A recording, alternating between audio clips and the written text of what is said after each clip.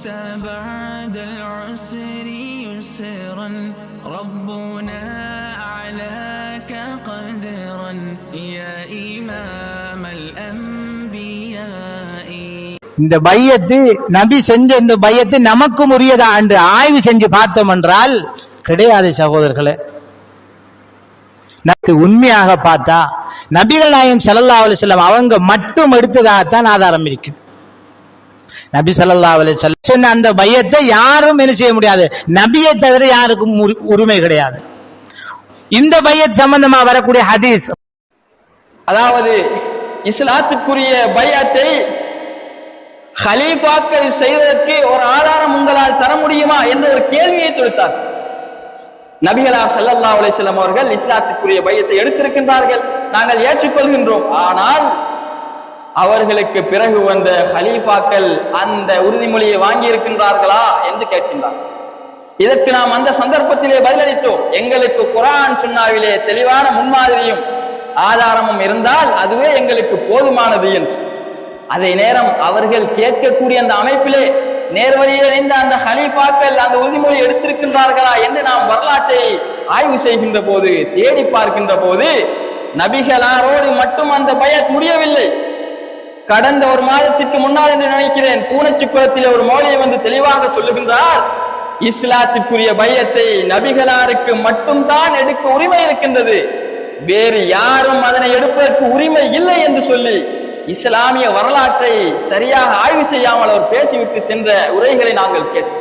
சுபஹானல்லாஹ், நாங்கள் வரலாற்றை பார்க்கின்ற போது இஸ்லாத்திற்குரிய பையத்தை ஹலீஃபாக்கள் எடுத்திருக்கின்றார்கள் என்பது மிக தெளிவாக எங்களுக்கு உறுதியாகின்றது. அதே போன்று அந்த மௌலவி ஒரு சவால் விடுக்கின்றார், நபி அவர்கள் காலத்திலும் நபிக்கு பிறகு வந்த ஹலீஃபாக்கள் காலத்திலும் நபி அல்லாதவர்களிடம் இஸ்லாத்திற்கான பையத் செய்ததற்கு ஒரு தைஃபான ஆதாரத்தை ஏனும் கொண்டு வாருங்கள் பார்க்கலாம் என்று கேட்கின்றார். ஆதாரத்தை கொண்டு வரட்டுமாம், அது பலகீனமாக இருந்தாலும் சரி என்ற ஒரு கேள்வியை அவர் முன்வைக்கிறார். நபிகளாருடைய காலத்திலே நபிகளார் உயிரோடு இருக்கின்ற போது ஏனையவர்கள் இஸ்லாத்திற்கான உறுதிமொழியை வாங்கி இருக்கின்றார்கள். அதே போன்று நபிகளார் மரணித்ததன் பின்னால் கூட ஹலீஃபாக்கள் இஸ்லாத்திற்கான உறுதிமொழி எடுத்திருக்கின்றார்கள். தெளிவான ஆதாரம் இருக்கின்றது. அதே ஒரு ஆதாரத்தை நான் இந்த இடத்திலே முன்வைக்கின்றேன். நஜ்ஜாஷி மன்னர் அவர்கள் ஜாஃபர் பின் அபி தாலிப் அவர்களிடத்திலே இஸ்லாத்திற்கான உறுதிமொழி அளித்தார்கள் என்று தெளிவான வரலாற்று சான்றுகள் இருக்கின்றன. அதிலே ஒரு சிலர் அதனுடைய தரத்திலே சனதிலே முரண்பட்டாலும் அந்த வரலாற்றுகளை முழுமையாக ஆய்வு செய்திருக்கக்கூடிய ஷுஐப் அல் அர்னவுத் என்பவர் கூறுகின்றார், வல்லாஹிர், வெளிப்படையாக தெரிவது என்னவென்றால், அன்ன இஸ்லாம் நஜ்ஜாஷி கான அலா யதி ஜாஃபர் ரலியல்லாஹு அன்ஹு, நஜ்ஜாஷி மன்னர் ஜாஃபர் ரலியல்லாஹு அன்ஹு அவருடைய கரத்தில் தான் இஸ்லாத்தை ஏற்றார் என்பதை தெளிவாக அவர் ஆய்வு செய்து முடிக்கின்றார். அதே போன்று இன்னொரு ஆதாரம், இதிலே ஒரு சிலர் முரண்படுகின்றார்கள், அது முரண்பாட்டிற்கு அப்பால் அது தெளிவாக இருக்கின்றது. அப்படி பார்த்தாலும் அவருடைய பார்வையிலே பலகீனமான செய்தி என்று வைத்தாலும் அவர் வாய்த்திருக்க முடியாது, அவருக்கு ஆதாரம் காட்டப்பட்டிருக்கின்றது. நபிகளாருடைய காலத்திலே இன்னொருவர் இஸ்லாத்துக்கான உறுதிமொழியை வாங்கி இருக்கின்றார். ஏன், அவர்களுடைய பிரதிநிதிகள் வாங்கி இருக்கின்றார்கள். ஜாஃபர் இப்னு அபி தாலிப் ஹபஷாவிலே நபிகளாருடைய பிரதிநிதியாகத்தான் செயல்பட்டார்கள். அதே போன்று இன்னொரு சம்பவம் இருக்கின்றது. நபிகளாருடைய காலத்திலேயே அம்ர் இப்னு ஆஸ் ரலியல்லாஹு அன்ஹு அவர்கள் ஹபஷாவிற்கு செல்கின்றார்கள். அது ஒரு நீண்ட சம்பவம். முஸ்னத் அஹ்மதிலே பதிவு செய்யப்படுகின்றது. 17777 இலக்கத்திலே அதனுடைய சனது சஹீஹான ஹசன் தரத்திலே இருக்கின்றது. அதிலே அம்ர் இப்னு ஆஸ் ரலியல்லாஹு அன்ஹு அவர்கள் மக்காவிலிருந்து புறப்பட்டு நபிகளார் அவர்கள் மார்க்கத்திலே மேலோங்குகின்றார்கள். எனவே நபிக்கு கீழால் என்னால் இருக்க முடியாது, என்னுடைய நண்பரான நஜ்ஜாஷியிடத்திலே போய் நான் தஞ்சமடைய போகின்றேன், நபிக்கு கீழால் இருப்பதை விட நஜ்ஜாஷிக்கு கீழால் இருப்பதுதான் எனக்கு மேலானது என்று சொல்லி தன்னுடைய சகாக்களை கூட்டிக் கொண்டு ஹபஷாவிற்கு செல்கின்றார். செல்லுகின்ற போது மதீனாவிலிருந்து அம்ர் இப்னு உமையா அல் அம்ரி என்ற ஒரு சஹாபியை நபி ஸல்லல்லாஹு அலைஹி வஸல்லம் ஒரு கடிதம் கொடுத்து அனுப்புகின்றார்கள் நஜ்ஜாஷி மன்னருக்கு இஸ்லாமிய மார்க்கத்திற்குள் நுழையுமாறு.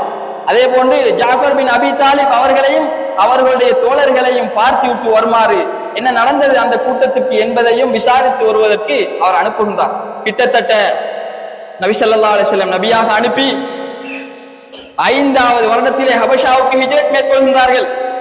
அம்ர் இப்னு உமையா அல்-அம்ரி அவர்கள் ஹிஜ்ரி 7வது ஆண்டிலே ஹபஷாவிற்கு பயணமாகின்றார்கள். இவர்களுடைய கள நிலவரத்தை பார்ப்பது 15 வருடங்கள் நபிகளார் தன்னுடைய தோழர்களை பிரிந்திருந்தார்கள்.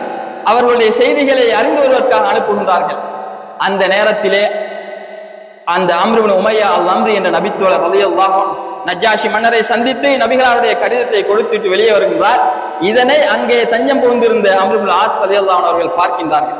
பார்த்துவிட்டு சொல்லுகின்றார் தன்னுடைய தோழர்களிடத்திலே, தோழர்களே, இதோ அம்ர் இப்னு உமையா அல்-அம்ரி போயிருக்கின்றார் நஜ்ஜாஷி இடத்திலே. அவர் வெளியே வந்ததும் நான் உள்ளே செல்லுவேன். அவர் என்னுடைய நெருங்கிய நண்பர். அவரை கொலை செய்வதற்கு நான் என்னிடத்திலே தருமாறு கேட்பேன். அவர் தந்தால் நான் கொலை செய்து விடுவேன். அப்போது குறைஷிகளின் விடயத்திலே பாராட்டை எனக்கு தெரிவிப்பார்கள் என்று சொல்லி உள்ளே நுழைகின்றார். நுழைந்து அவரை கொலை செய்வதற்காக கேட்கின்றார். உடனடியாக அந்த நேரத்திலே நஜ்ஜாஷி மன்னர் ஏற்கனவே அவர்களுக்கு இஸ்லாமிய அழைப்பு கொடுக்கப்பட்டிருந்த ஜாஃபர் ரலியல்லாஹு அன்ஹு மூலமாக இந்த கடிதம் வந்ததன் பின்னால் அவர்கள் இஸ்லாத்தை ஏற்றுவிட்டார்கள்.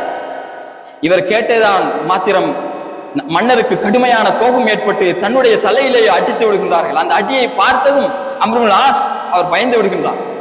பயந்து விட்டு இப்படியா விஷயம் என்று சொல்லி அவர் தன்னுடைய அந்த பேச்சு பாணியை மாற்றுகின்றார். இது நீண்ட சம்பவம், இந்த இடத்துல விரிவாக சொல்ல முடியாது.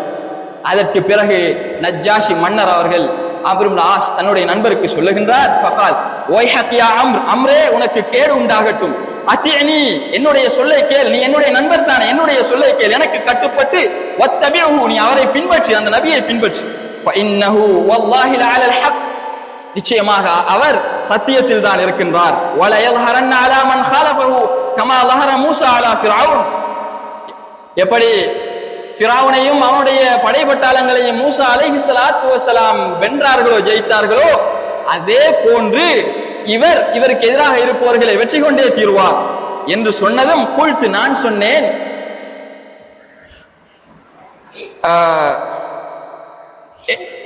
நஜ்ஜாஷிடத்திலே நான் சொன்னேன், அப்படி என்றால் அவருக்காக வேண்டி என்னிடத்திலே நீங்கள் பையத்து வாங்குங்கள் என்று சொன்னேன். ஃபபாயினி லஹு அலல் இஸ்லாம் அம்ர் இப்னு ஆஸ் சொல்றாங்க, அவருக்காக வேண்டி என்னிடத்திலே நீங்க பையத்து வாங்குங்கள்.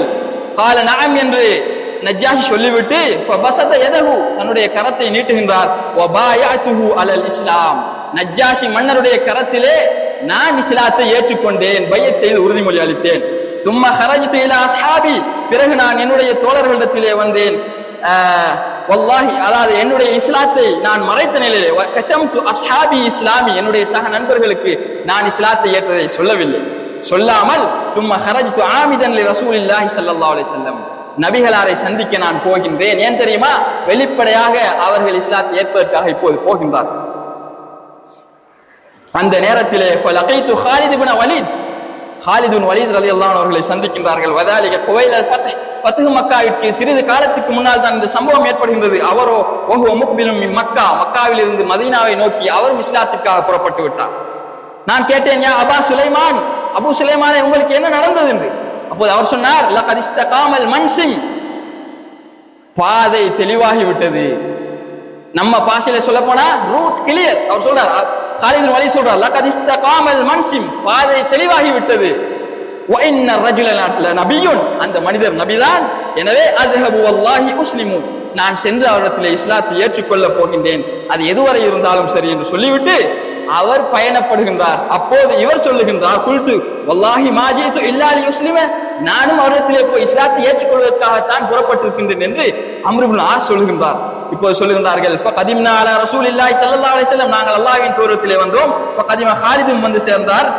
அந்த நேரத்திலே ஹாலித் ரலியல்லாஹு அன்ஹு அஸ்லம வ பாயா பையத் செய்து இஸ்லாத்தை ஏற்றார். சும்ம தனவுது நானும் நெருங்கி அவர்களிடத்திலே பையத் செய்வதற்காக தயாரான போது, இன்னி உபாயுக அலா அன் தக்ஃபிர லி மா தகத்தம மின் தன்பி யா ரசூலல்லாஹ் நான் உங்களிடத்திலே பையத் செய்ய போகிறேன், என்னுடைய பாவங்கள் மன்னிக்கப்பட வேண்டும் என்ற ஒரு நிபந்தனையை நான் இட்டேன்.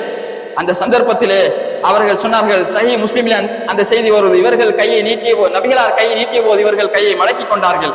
அந்த நேரத்திலே அல்லாஹ்வுடைய தூதர் அவர்கள் சொன்னார்கள், யா அம்ரே நீ பையத் செய்வாயாக, ஃபைனல் இஸ்லாம யஜுப்பு மா கான கப்லஹு உனக்கு தெரியாதா இஸ்லாம் கடந்த கால பாவங்களை எல்லாம் போக்கிவிடும் என்பதை நீ அறிய மாட்டாயா என்று சொன்னார். யா அம்ரே பையத் செய்வீராக, ஃபைனல் இஸ்லாம யஜுப்பு மா கான கப்லஹு பையத் செய், ஃபைனல் பையத யஜுப்பு மா கான கப்லஹு என்று சொல்லவில்லை. சொன்னாலும் சரி பையத் செய், பையத் நிச்சயமாக கடந்த கால பாவங்களை போக்கிவிடும் என்று சொல்லவில்லை. அப்படியும் சொல்லலாம். என்ன சொன்னார்கள் தெரியுமா? இஸ்லாம், நிச்சயமாக இஸ்லாம் எஜிப்புமாக்கான கபுலகு. எனவே பையத்தின் மூலம் அங்கே உருவாகுவது இஸ்லாம் என்பதை மிக தெளிவாக இந்த செய்தி காட்டும். எனவே நபிகளாருடைய காலத்திலே அவர்கள் உயிரோடு இருக்கின்ற போது நஜ்ஜாஷி மன்னர் அம்ர் இப்னு ஆஸிடத்திலே பையத் எடுத்திருக்கின்றார். ஏன்னா அவர்களுக்கு தெரியும், கடந்த கால வேதங்களை அவர்கள் படித்தவர்கள், இஸ்லாத்துக்கு எப்படி வர வேண்டும் என்ற அணுகுமுறை தெரியும், உடன்படிக்கை செய்துதான் வர வேண்டும். ஹிர்கல் மன்னனுடைய சம்பவம் கூட எங்களுக்கு தெரியும். அந்த அடிப்படையிலே தான் முஸ்லீம் ஆகியதன் பின்னால் அம்ர் இப்னு ஆஸிடத்திலே பையத் எடுக்கின்றார்கள். அந்த இஸ்லாத்தை அவர் மறைத்து விட்டு நபிகளாரிடத்திலே வெளிப்படுத்துவதற்காக சென்று அங்கும் அவர் பையத் செய்கின்றார். இது முஸ்னத் அஹ்மதிலே பதிவு செய்யப்படுகின்றது. இது ஹசன் தரத்திலே அமைந்த ஒரு செய்தி.